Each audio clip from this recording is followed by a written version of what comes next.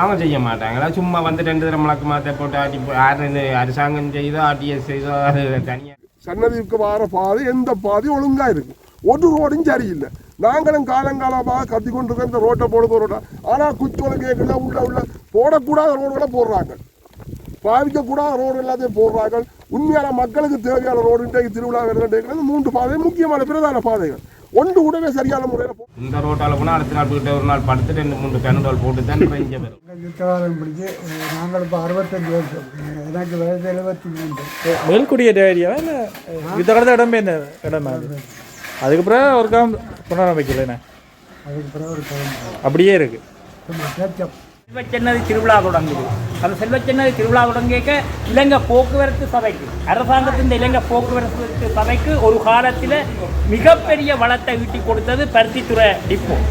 இனி மழை காலங்களில் மழை வெள்ளங்கள் இன்னும் ரோடு பாதை எல்லாம் பலதாக போகுது. நிதி பிரச்சனை சொல்லி அவன் நிப்பான்னு சொல்லி நாங்கள் அறிஞ்சாங்க.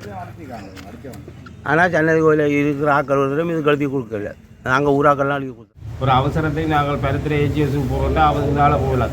இப்படி எல்லாம் சுற்றி நெல்லி மாலை சந்தி சுற்றி நவுண்டில் சுற்றி உடுப்படி சுற்றி தான் போகணும். அதான் ஒரு ரோட்டு. மற்ற சன்னதி கோயில் வந்து இவ்வளோ சனம் வந்து ஒரு இடம் அப்போ பயங்கர கிடங்கு வெள்ளம் ஒன்று மற்ற நான் வந்து ஆட்டோ தான் ஓடுனேன். இன்றைக்கு 12ஆம் தேதி சன்னதியில் கொடியேறுது 12ஆம் தேதி கொடியேறுது. இந்த ரோட்டை பாருங்க இந்த ரோட்டால் எத்தனையோ காவடிகள் வந்தது சருகி டிராக்டரால் விரண்டு இருக்குது சருகி முள்ளறந்து மக்கள் நேற்றுக்கு வந்த மக்கள் விழுந்திருக்கிற இன்றைக்கு இந்த ரோட்டுக்கு வந்து அடிக்கல் ஆட்டி இப்போ எவ்வளவு காலமாச்சு. அதே மாதிரி தான் நம்ம தொட்டு லைன் பருத்தித்துறையிலேருந்து சொன்ன விடாத வரையும் அந்த ரோடும் கேவலமாக கிடக்கு இந்த ரோடும் கேவலமாக கிடக்கு அடுத்தது நல்ல ரோடும் கேவலமாக கிடக்கு. இந்த 3 ரோடும் இந்த மக்கள் சன்னதிக்கு வர முக்கியமான பிரதான பாதைகள். இன்றைக்கு இந்த முக்கியமான பிரதான பாதைகள் போடப்படவில்லை. சும்மா சல்லியம் அதை கொட்டி போட்டு விட்டுருக்கார்கள். இதுதான் அரசாங்கத்தின் நடவடிக்கை. உண்மையாக இந்த டிபார்ட்மெண்ட் இந்த ரோடு போடுற டிபார்ட்மெண்ட் இந்த RDO டிபார்ட்மெண்ட் வந்து என்னத்தை பார்த்து விட்டுக்கன்னு தெரியல. இன்றைக்கு 4-5 நாள் கிடக்கு கொடியேறதுக்கு. அப்போ இன்றைக்கு 5 நாள் கொடியேறதுக்கு இருக்குன்னு சொல்லிக்க இதால் என்னென்னு இந்த மக்கள் போய் வேற போயினேன். இதாலே கூட காவடிகள் சனங்கள் வந்து போகிறது வெள்ள ரோட்டாலே வருங்கள் அங்கே 52 லைன் ரோட்டாலே வருங்கள். எந்த ரோடு ஒழுங்காக இருக்குது சன்னதிக்கு வர பாதை எந்த பாதை ஒழுங்காக இருக்குது ஒரு ரோடும் சரியில்லை. நாங்களும் காலங்காலமாக கத்தி கொண்டிருக்க இந்த ரோட்டை போடுற ரோட்டா ஆனால் குச்சோலை கேட்கல உள்ள போடக்கூடாத ரோடுகளை போடுறாங்க பாவிக்கக்கூடாத ரோடு எல்லாத்தையும் போடுறாங்க. உண்மையான மக்களுக்கு தேவையான ரோடு இன்றைக்கு திருவிழா வருகிறது 3 பாதை முக்கியமான பிரதான பாதைகள் ஒன்று கூடவே சரியான முறையில் போடப்படையில கிண்டி கிளாரி போட்டு விட்டுருக்கார்கள். அப்போ இதால் 2 மக்கள் போய் வரீங்க காவடிகள் வரும் மக்கள் இந்த நேர்த்தி கடனை எப்படி செய்கிறார்கள். உண்மையின்படி இதுக்குரிய சம்பந்தப்பட்ட அதிகாரிகள் உடனடியாக நடவடிக்கை எடுக்கணும். இல்லாட்டி வந்து பச்சொட்டுவாங்க ஒவ்வொரு ஓட்டையும் கொஞ்சம் தாரை போட்டு பச்சொட்டி போட்டு போவாங்களே தவிர ரோடு ஒரு காலம் நிரந்தரமாக போடப்பட்டது இல்லை. இன்றைய வரையும் கத்தி நாங்கள் கலைச்சு போகணும். தயவு செய்து இனிமேல் தானும் இதுக்குரிய அதிகாரிகள் இதுக்குரிய இதே கவனத்தில் எடுத்து உடனடியாக நடவடிக்கை எடுக்கணும்னு சொல்லி கேட்டுக்கொள்வேன். அதை வந்து இங்கே இருக்க மக்கள் எல்லாம் சேர்ந்து சொல்லி எழுதி கொடுத்து கோயிலில் இருக்கிற நிர்வாகங்கள் என்று இருக்குது திருப்பணி என்று இருக்குது அந்த சபை என்று இல்லாமல் இருக்குது அவையெல்லாம் சேர்ந்து இதை செய்தால் இந்த ரோட்டு பாதையெல்லாம் போட்டால் அந்த வார ஜனங்களுக்கும் ஒரு நல்லதாக இருக்கும் இடைஞ்சல் இல்லாமல் இருக்கும். இனி மழை காலங்களில் மழை வெள்ளங்கள் இன்னும் ரோட்டு பாதையெல்லாம் பலதாக போகுது. அதால் மக்கள் எல்லாம் சரியான இடவுக்கு உள்ளாக்கணும். அப்போ அதே மாதிரி இவை எல்லாம் சேர்ந்து செய்தால் இந்த ரோட்டு பாதை எப்போ இதை பாதையெல்லாம் போட்டு ஒரு ஏதோ நிதி பிரச்சனைன்னு சொல்லி ரோட்டு போட்டவங்களே விட்டு போட்டாங்க. அந்த வெள்ளை ரோட்டு வந்து ஒரு சனவும் ரோட்டில் சைக்கிளில் ஓடி போயிடாது எல்லாமே இரவில் ஒரு அந்த மாவட்டம்னு சொன்னால் அதால் போயிடாது. இந்த உடுப்பு ரோட்டை தான் இந்த உடுப்பு ரோட்டு போகலாம். அதே மாதிரி அச்சுவரி ரோட்டும் பாலங்கள் போட்டு மதவுகள் வேலை செய்து அது நல்ல இதாக்கு வரம்போடாக்கு இந்த மக்கள் கவனித்துக்கு எடுக்க வேணும்.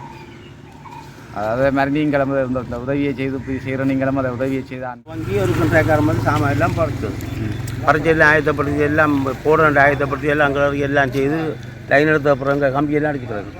அடித்து முடிக்க அவைக்கு ஏதோ நிதி பிரச்சனை சொல்லி அவன் நிப்பான்னு சொல்லி நாங்கள் அறிஞ்சாங்க. ஆனால் சன்னதி கோயிலில் இருக்கிற ஆக்கள் ஒருத்தரும் இது கழுத்தி கொடுக்கல. நாங்கள் ஊராக்கள்லாம் அழுதி கொடுத்தாங்க. வழி கொடுத்தா மந்தது வரவும் பிறகு அவைக்கு நிதி கொடுக்கலன்னு சொல்லி தான் நிப்பாட்டி கிடந்த சாமான் ஏற்றி போனது அதுக்கு பிறகு அப்படியே கிடக்கு இந்த ரோட்டு. இது இப்போ சன்னதி கோயில் இருக்கிறவ ஐயர் மாதிரி எல்லாரும் சேர்ந்து எழுதிக்கு கொடுத்து ஓம் போட்டு நல்ல மாதிரி தாண்டா இந்த இது ரோட்டு வரையும் நடக்கும். இது கோயிலுக்குரிய ரோடு தான் இது. இப்போ இவ்வளோ மெட்டையெல்லாம் அங்கே போயிட்டாங்க. அப்போ நாங்கள் ஒன்றும் கதைக்கல. அது கதைக்கிறோன்னு சொன்னால் EGOS மூலமாக தான் கதைக்க வரும். அவை வந்து வேலை பார்க்குறே இல்லை. நாங்கள் என்ன ஒன்றும் செய்யலை. அது நாங்கள் விட்டோம். இப்போ கோயில்காரர் எழுதி கொடுக்காதபடியாக தான் இப்படி நடக்கிற இடங்களில் அவை தான் நீங்கள் முக்கியமாக செய்யணும். நாங்கள் கட்டாயம் வந்து அவை செய்ய வேண்டிய வேணான் இது. இவ்வளோ ரோட்டை இந்த அரசடிக்கிச்சாலே இது அது விற்கக்கூடாது கற்பூரம் விற்கக்கூடாதுன்னு சொல்லி அங்கே செய்யணும்.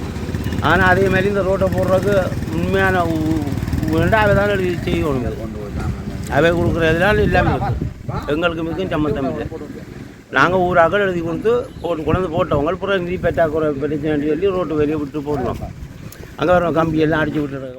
அவங்க செய்ய மாட்டாங்களா? சும்மா வந்து 2 தரம் முழக்க மாற்ற போட்டு ஆட்டி அரசாங்கம் செய்தோ ஆர்டிஎஸ் செய்தோ அது தனியாரோ இல்லை கொன்ட்ராக்டோ செய்கிறானோ இல்லை அரசாங்கம் செய்தோ செய்யாது. இப்படியே தான் கிடக்கும். எனக்கு தெரிஞ்சே இப்போ 50 வயசு ஆகிட்டா, வயசும் 50 வயசு ஆச்சு. இப்படியே தான் கிடக்கும்.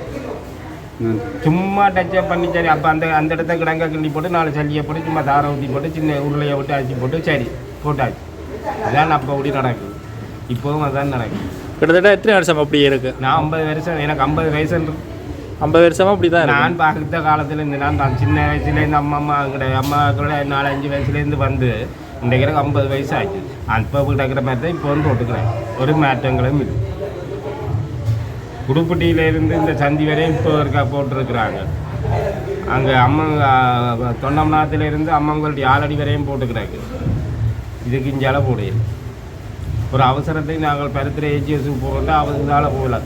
இப்படி எல்லாம் சுற்றி நெல்லி மாலை சந்தி சுற்றி நவுண்டில் சுற்றி உடுப்படி சுற்றி தான் போகணும். அதான் ரோட்டு கொஞ்சம் நல்லது, உடம்புக்கு நோவு இல்லை. இந்த ரோட்டால் போனால் அடுத்த நாள் போய்ட்டு ஒரு நாள் படுத்து 2-3 பெனடால் போட்டு தான் இங்கே வரும். இந்த மிகப்பெரிய பயன்பாடு ஆலயங்கள், பிரதான ஆலயங்களுக்கு செல்கிற பாதை. இப்போ உதாரணமாக பார்த்தீங்கன்னு சொன்னால் செல்வச்சன்னதி திருவிழா தொடங்குது.